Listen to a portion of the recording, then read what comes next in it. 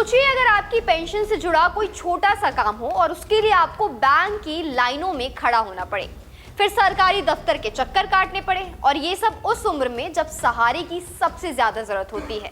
पर अब सोचिए कि आप पंजाब में हैं, फिर तो आपको कोई टेंशन लेने की जरूरत नहीं, क्योंकि पंजाब सरकार ने इसी परेशानी को खत्म करने की दिशा में एक बड़ा और अहम कदम उठा लिया है।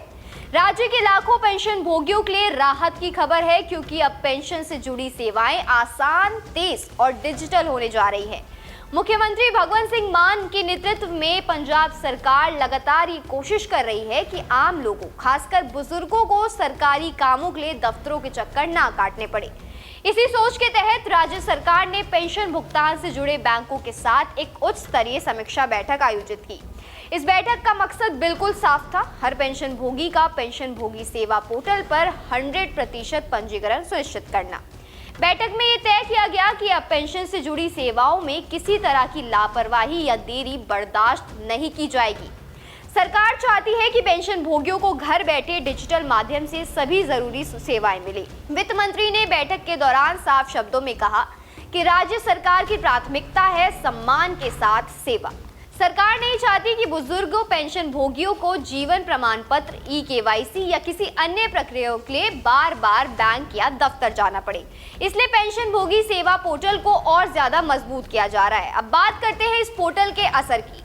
सरकार द्वारा शुरू किए गए पेंशन भोगी सेवा पोर्टल और जिला स्तर पर लगाए जा रहे सेवा मेलों का सकारात्मक नतीजा सामने आने लगा है।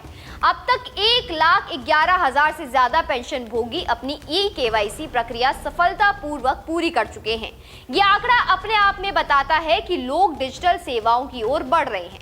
हालांकि सरकार का लक्ष्य इससे कई बड़ा है। राज्य में करीब 3,15,000 पेंशन भोगी हैं और सरकार चाहती है कि हर एक पेंशन भोगी इस पोर्टल से जुड़े। बैठक में बैंकों की भूमिका को लेकर भी बेहद साफ निर्देश दिए गए।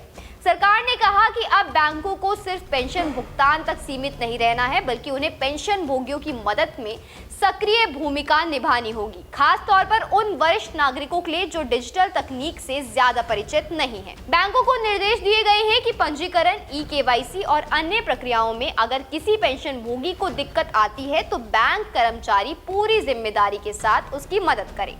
किसी भी तरह की तकनीकी समस्या या लापरवाही पर सख्त जवाबदेही तय की जाएगी। सरकार ने 2 टूक में कहा है कि अब ढिलाई नहीं चलेगी। बैठक में ये भी भरोसा दिलाया गया कि इस पूरी प्रक्रिया के दौरान पेंशन भुगतान में कोई रुकावट नहीं आएगी। पेंशन पहले की तरह नियमित रूप से मिलती रहेगी और किसी भी पेंशन भोगी को परेशान नहीं होने दिया जाएगा। सभी विभागों और बैंकों से मिशन मोड में काम करने की अपील की गई है, ताकि तय समय सीमा के भीतर सभी पेंशन भोगियों को पोर्टल से जोड़ा जा सके।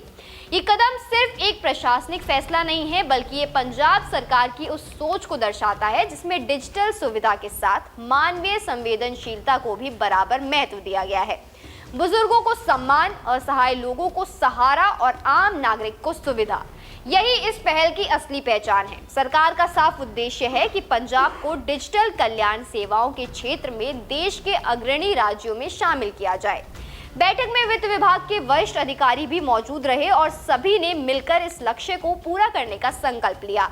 आज के दौर में जब हर सेवा डिजिटल हो रही है तो ये जरूरी है कि कोई भी वर्ग पीछे ना छूटे, और पंजाब सरकार की ये पहल इसी दिशा में एक मजबूत कदम मानी जा रही है। तो कुल मिलाकर पेंशन भोगियों के लिए ये खबर राहत देने वाली है। अब उम्मीद है कि आने वाले समय में पेंशन से जुड़े काम ना तो मुश्किल होंगे और ना ही समय लेने वाले। डिजिटल सुविधा, घर बैठे सेवा और बुजुर्गों का सम्मान, पंजाब सरकार का ये कदम वाकई सराहनीय है।